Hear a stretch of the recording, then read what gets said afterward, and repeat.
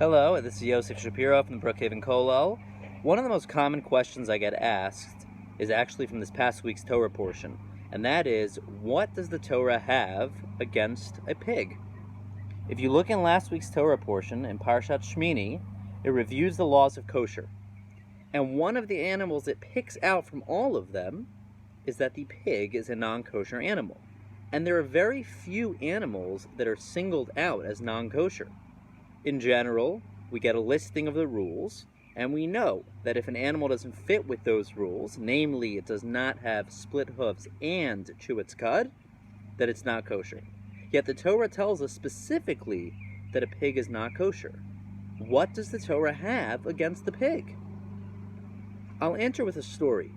There was a province in Iraq where there was a man who had been caught stealing. It was a petty crime. He had stolen a small amount, and yet they decided that his punishment was going to be that he was going to be killed.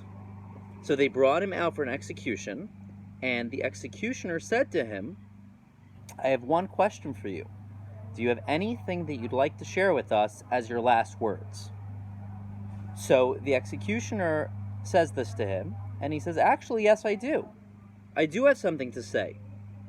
There's a family secret that has been well known in this country that my family knew about a certain treasure. I'm the last member of my family, and I'm nervous that after I die, the secret will be lost." At that point, the executioner says, "So what's the problem? We can all be told what the secret is from you." So he says, "Okay, you need to take me to this certain clearing in the middle of the forest, and I'll show you what you need to do." They say, "Okay." So they gather the prime minister, they gather the vice president, and they bring them, this little group, to this clearing in the forest. And when they get to the clearing, they turn to this man, the thief, and they say, "Okay, you've stolen, you're being killed, we understand you wanted to give over your family secret. Tell us, what is the secret?" And he says, "We need to dig in that area, right in the clearing we need to dig, and you'll find what you need." So they say, "Okay, here's a shovel, I want you to go dig." And he says, "I can't dig.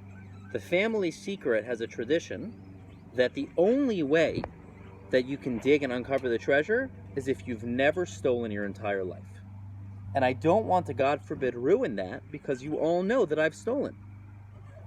So at this point, they turn to the prime minister and they say, "Okay, Mr. Prime Minister, as the leader of the country, we would like you to be the one to dig." And the prime minister says, "I'm not sure. I think maybe when I was younger, I may have stolen one time. So I'm not sure I'm the best person." They say, "Okay, we understand. Some people steal when they're kids. They have to grow out of it. Mr. Vice President, why don't you come and dig this hole?" He says, "I don't know. There was a time a few years ago I wasn't so honest in business. I think it may be considered stealing. I really don't want to ruin this secret for the country." Say, "Okay, Mr. Executioner, can you come? Can you come dig this hole?"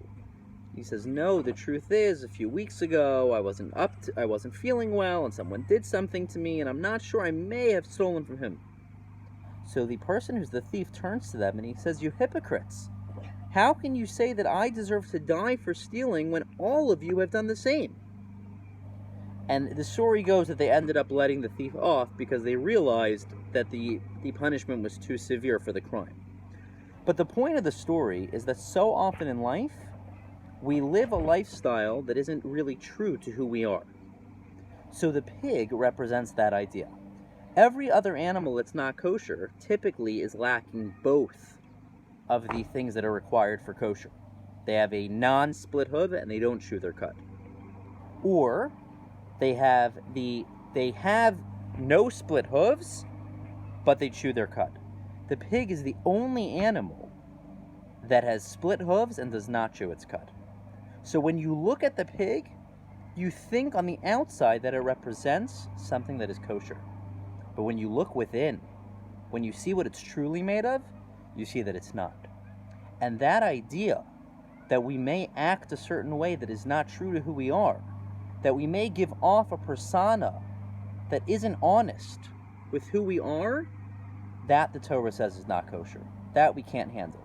And that is why the Torah says the pig specifically, we're going to single out, We don't want to have anything to do with it, because that character trait of not living as the way that you truly are, of giving off an outward facade that isn't really true, the Torah says we can't handle it.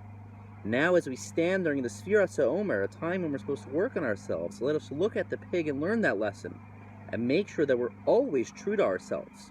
And in that merit, may we soon be able to get together again as a community.